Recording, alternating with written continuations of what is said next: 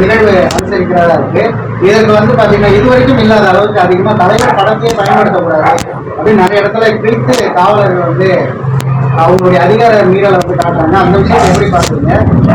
இதுக்கு முன்பு இந்த அளவுக்கு நெருக்கடி இல்லை, இந்த மாதிரி அதிகமா இருக்கிறது காரணம். அதாவது எல்லாருக்குமே தெரிஞ்சிச்சு, புரியுதுங்களா? அண்ணன் செந்தமிழன் சீமான் பின்னாடி தமிழ் தேசிய பேசுற எல்லாருமே அண்ணன் பின்னாடி நிக்க ஆரம்பிச்சிட்டாங்க. அது மட்டும் இல்லாம ஒவ்வொரு சமுதாயத்துக்கும் தனித்தனியா ஒரு கூட்டம் நடத்தினவங்க, ஒரு இயக்கம் வச்சிருந்தவங்க அத்தனை பேருமே அண்ணன் பின்னாடி அண்ணனுக்கு கை கொடுக்குறாங்க எல்லாருமே. அப்ப இது எல்லாமே அவங்களுக்குள்ள ஒரு பயத்தை உண்டாக்குது. அந்த பயம்தான் அவங்களை மேல மேல இன்னும் இந்த மாதிரி செய்ய சொல்லி அவங்களுக்கு தூண்டுது. அந்த அதிகார வர்க்கம் தூண்டுது. என்ன மாதிரி தூண்டுது? இந்த மாதிரி தூண்டி விடுது. இந்த மாதிரி படம் வைக்கிறாங்க, அவர் அந்த படம் வைக்கிறார், இந்த படம் வைக்கிறாரு, அதை உடனடியாக இது பண்ணோம், அதை சரி பண்ணோம். இத்தனை வருஷம் இல்லாமல் உங்களுக்கு இப்போ எப்படி வந்தது? நாம் தமிழர் கட்சியின் தலைவரே அண்ணன் என்ன சொல்லியிருக்காரு, எங்க தலைமையை ஏத்துக்கிட்டு வானா. எங்க தலைமை யாரு? வேலுப்பிள்ளை பிரபாகரன்றதான் எங்க தலைமையே, எங்க தலைவரே அவர் தான். கட்சியை நாங்க அவரை முன்னிறுத்தி தான் அண்ணன் எடுத்துட்டு வந்திருக்காங்க. அப்படி இருக்கும்போது அவர் படத்தை எடுன்னு சொன்னா இது எந்த மாதிரி எடுத்துக்கிறது? இது இத்தனை வருஷத்துல இல்லாத அடக்குமுறை, இது என்ன புதுசா இருக்குது?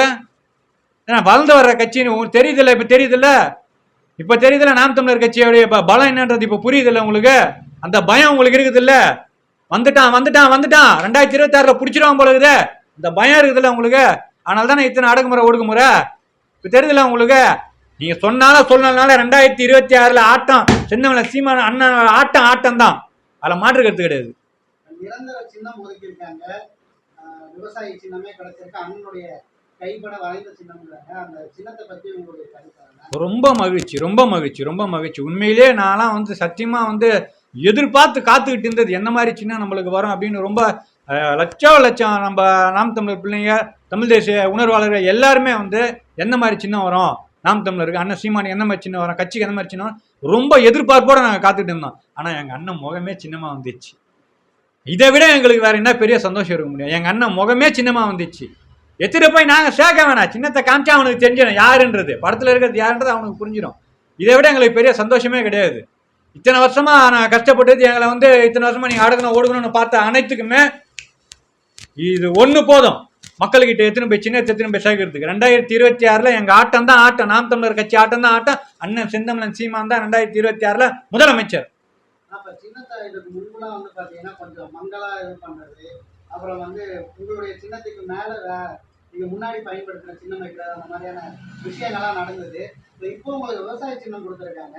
இதற்கு முன்னாடி நீங்க பயன்படுத்துற கரும்பு விவசாய சின்னம், அப்புறம் மெழுகுவர்த்தி, மைக், இது போன்ற சின்னங்களை தொடர்ச்சியா பக்கத்துல கொடுக்கும்போது ஒரு குழப்பம் ஏற்படலாம்ல? கண்டிப்பா ஏற்படுத்துவாங்க.